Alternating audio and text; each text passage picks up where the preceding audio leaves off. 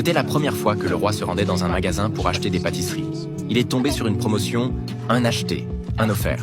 La femme, craignant de ne pas pouvoir tout manger seule, a voulu offrir l'excédent à l'homme derrière elle. « Si vous voulez, je peux vous en donner un gratuitement », a-t-elle proposé. « Merci, mais je suis juste venu pour prendre un thé », a-t-il répondu. Déçu, la femme est allée s'asseoir à l'écart avec ses gâteaux. Remarquant son changement d'humeur, l'homme s'est excusé en expliquant qu'il n'acceptait généralement pas de nourriture d'inconnus. En entendant sa réponse, Annie s'est d'abord léché les doigts, puis lui a poliment tendu la main pour se présenter. Mais la jeune fille ignorait que l'homme en face d'elle était en réalité le vénérable roi du royaume de Gaviel. Il devait négocier secrètement un partenariat avec le président d'un autre pays, raison pour laquelle il avait choisi de cacher son identité et de voyager incognito avec sa mère et son garde du corps. C'est alors que le garde est venu informer Nick que leur vol prévu avait été annulé à cause de la météo.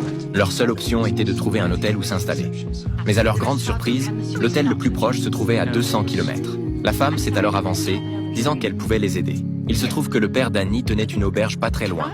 N'ayant pas d'autre solution, ils ont accepté d'y séjourner. Ils sont rapidement arrivés à destination. Contrairement au froid glacial extérieur, l'ambiance chaleureuse de l'auberge battait son plein, les clients chantant et dansant dans le hall, très animés. À l'heure du dîner, le téléphone de Nick a soudain sonné. Il a alors quitté précipitamment le hall.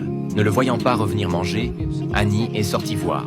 Mais Nick, qui venait d'entendre les problèmes de politique intérieure, avait maintenant très mal à la tête. Il a donc décliné l'invitation d'Annie, prétextant ne pas avoir d'appétit. Elle a quand même tenu à réchauffer le dîner et à le déposer devant la porte de Nick. Après avoir toqué doucement, elle est repartie en courant. Quand Nick a ouvert et vu le encas attentionné par terre, une vague de chaleur a déferlé dans son cœur. Ses soucis se sont envolés et un sourire, rare ces derniers temps, a éclairé son visage. Tôt le lendemain matin, le groupe avait déjà fait ses bagages. Mais en poussant la porte, ils ont découvert un épais manteau neigeux. Vu l'impossibilité de voyager, Nick a décidé de partir le jour suivant.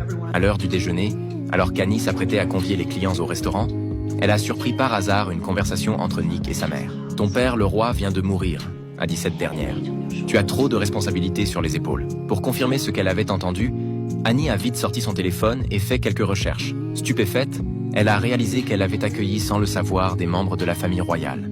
À l'approche de la veille de Noël, ils sont sortis se balader ensemble. Mais en côtoyant la famille royale, l'attitude d'Annie est devenue plus prudente. Nick a aussi perçu ce subtil changement chez elle, comprenant que son identité n'était plus secrète. Annie lui a présenté de nombreuses coutumes locales. Puis, ils ont rassemblé plein de cadeaux de Noël pour les offrir aux enfants du village. Bien qu'au début, Nick ne voyait pas l'intérêt, voir les enfants heureux lui a procuré une satisfaction inexplicable.